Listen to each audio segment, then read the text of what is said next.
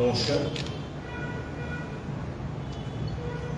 মাননীয় লোকসভা বিরোধী দলনেতা শ্রী রাহুল গান্ধী তিনটি খুলাসার পর কারোর মনে কোনো সন্দেহ নেই যে বর্তমান যে সরকার দেশে রাজত্ব করছে এটি ভোট চুরির মাধ্যমে সরকার, একটা বেআইনি সরকার। মানুষের ভোটের মাধ্যমে সে সরকার গঠিত হয়নি। ইলেকশন কমিশনের সহযোগিতা এবং ভোট চুরির প্রচ্ছন্ন মদতের প্রেক্ষিতে নরেন্দ্র মোদী সাহেব প্রধানমন্ত্রী ও বিজেপি দল আজকে ক্ষমতাসীন। গণতন্ত্র আজকে বিপন্ন। হিটলারি রাজ দেশ জুড়ে কায়েম হয়েছে এবং আগের থেকেই যে রেজাল্ট বলে দিত,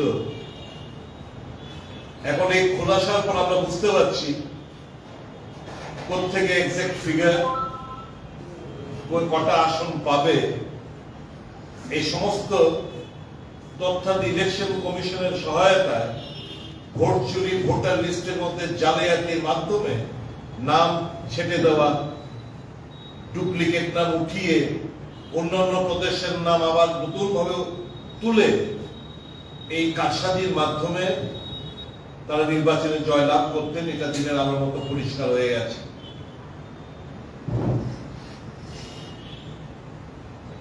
আমরা গণতন্ত্রে বিশ্বাসী। রাহুল গান্ধী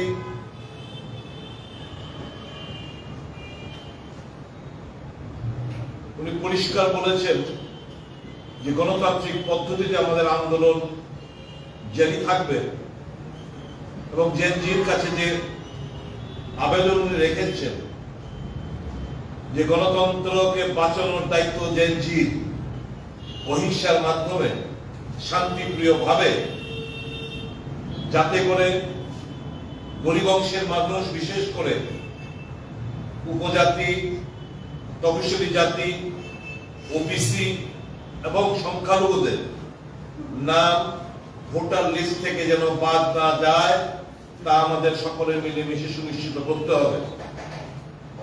এই প্রেক্ষিতে আগামী এই নভেম্বর মাসের লাস্টের দিক দিয়ে, লাস্ট সপ্তাহে নিউ দিল্লি স্থিত রামলীলা ময়দানে এক ঐতিহাসিক বিশাল জমায়েত হবে এবং ওই জমায়েত থেকে কংগ্রেসের একটি প্রতিনিধি দল এরকম যে সিগনেচার গুলো রয়েছে, এই সিগনেচার গুলো প্রায় 5 কোটির আরো বেশি, 5 কোটির আরো বেশি, সেই সিগনেচার গুলো নিয়ে রাষ্ট্রপতির কাছে এই সমস্ত তথ্যাদি এবং আমাদের ডিমান্ড, ভোট চোর, গদ্দি চোর এবং নির্বাচন কমিশন ঘৃণা বর্ষায়, ঘৃণা হয় যে নাম উচ্চারণ করতে, এবং আগামী দিন দেশের মানুষ এদের বিচার করবে, খুললাম খুললা এদের বিচার হবে।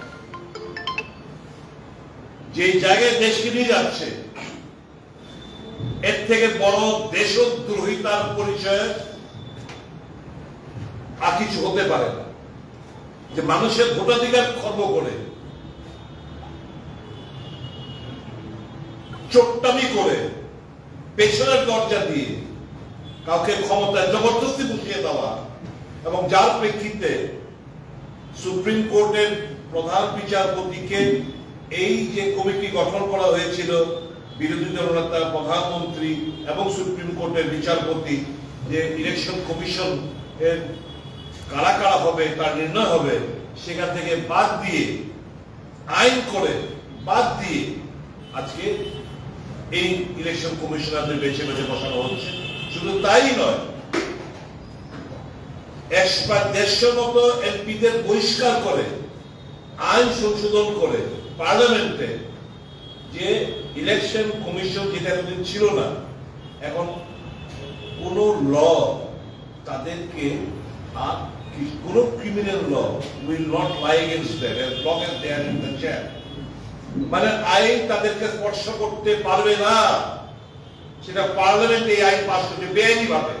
কারণ এই চোরটামিগুলো যদি ধরা পড়ে, তার জন্য তাদের জন্য এই যে নির্বাচন জ্ঞানেশ কুমার সান্ধু এরকম এদের মতো লোকদের যদি কোনো আচরণ আসতে পারে, তার জন্য 150 জন এমপিকে বহিষ্কার করে এই আইন সংশোধন করে রিপ্রেজেন্টেটিভ পিপলস অ্যাক্ট তার সংশোধনের মাধ্যমে এই জিনিসগুলো করেছে। এটা ভারতবর্ষের মানুষ আজকে বুঝতে পারছে নরেন্দ্র মোদী জনগণের ভোটে দৌলতে আসেনি, দেশ বিকিয়ে দিচ্ছে, দেদার টাকার অন্যায়ভাবে কামাচ্ছে, টাকার আস্ফলন, বেশি আস্ফলন, এবং এই এজেন্সিগুলো ইলেকশন কমিশন বলুন, ইডি বলুন, ইনকাম ট্যাক্স বলুন, সিবিআই বলুন, এদের এই এজেন্সিগুলোর সহায়তায় নিয়ে আজকে সে ক্ষমতাসীন এই হিটলারি রাজত্ব রাজ্যে আর দেশে কায়েম হয়ে রয়েছে।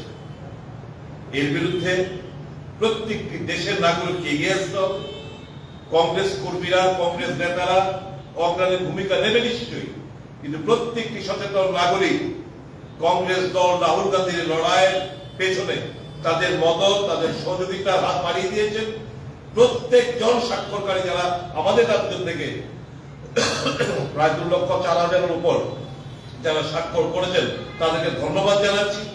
শাখা সংগঠন, জেলা কংগ্রেসের সভাপতি, শাখা সংগঠনের প্রধানরা, তাদেরকে ধন্যবাদ জানাচ্ছি যে দারুণ কাজের মাধ্যমে তারা এই 1.5 মাস ব্যাপী এই সিগনেচার ক্যাম্পেইন গুলো চালিয়েছেন।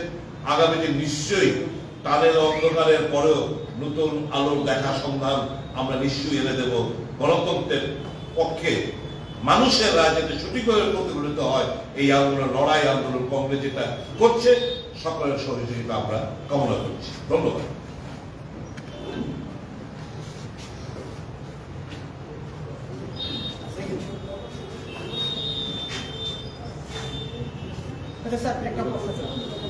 রাজ্যের রাজনীতিতে দেখা যাচ্ছে যে এডিসি বুথ যত গণিয়ে আসছে ত্রিপুরা রাজ্যে, তো যারা আজকে এই প্রসঙ্গে যদি থাকে, এটা শেষ হলে পরে আপনারা অন্য প্রশ্ন আপনারা প্রথমে এটা সঙ্গে মিলিয়ে ফেলবেন। না, এই প্রসঙ্গে কোনো প্রশ্ন থাকলে করতে পারেন।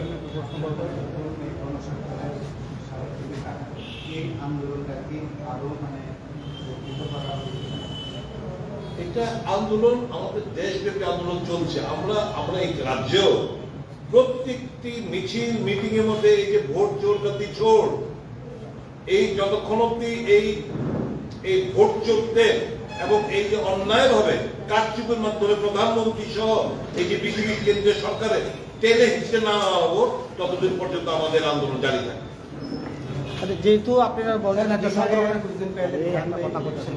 उसमें दिल्ली का जो वोट हुआ था, उसमें जो बंदे वोट दिए थे वो लोग बिहार में भी वोट दिए हैं और कंप्लेन करने के बाद भी इलेक्शन कमीशन कुछ नहीं कर रहे हैं।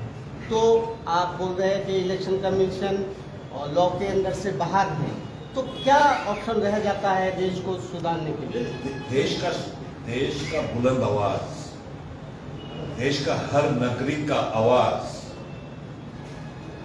वोट चोर गद्दी छोड़, इलेक्शन कमीशन का ये रवैया, वोट चोरी का धंधेबाजी अब पकड़ गया।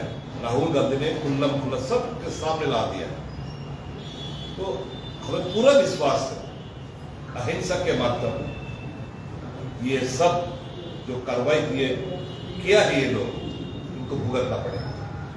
दूसरा बात आपने जो कहा, एक राज्यसभा का बूथ एमपी जो दिल्ली चुनाव में भी वोट दिया, अभी उनका सफाई ये है कि हमने तो दिल्ली का नाम हमने 25 अगस्त को लिखित रूप में फॉर्म पर्चा भरा और नाम वहां से मिटाने के लिए बोला, और उनका नाम वहां पे एसआईआर के माध्यम से वहां पे बिहार में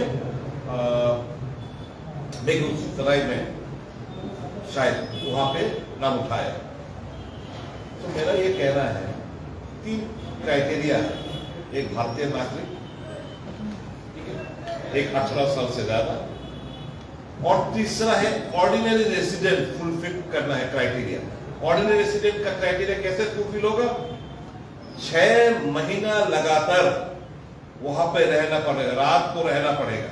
क्या मैं पूछना तो चाहता हूं इलेक्शन कमीशन से, ये जो सिन्हा साहब जो राज्यसभा का भूतपूर्व एमपी, वो ऑर्डिनरी रेसिडेंट का क्राइटेरिया फुलफिल किया था कि नहीं, क्योंकि 25 अगस्त को उन्होंने दरखास्त की, 25 अगस्त में दरखास्त की। वो तो दिल्ली में रहता है, हाँ परमानेंट एड्रेस वहां का है, लेकिन रहता है दिल्ली में। तो 6 महीना लगातार वहां पे रात को सोया है कि नहीं, कहां से ये पता लगाया, कैसे उठाएगा? ऑर्डिनरी रेसिडेंट का नाम क्राइटेरिया तो फुलफिल नहीं किया, तो कैसे नाम उठाए? यही तो प्रमाण है। इलेक्शन कमीशन ये वोट चोरों को मदद कर रहा है और हेराफेरी कर रहा है ताकि डेमोक्रेसी का कत्ल हो।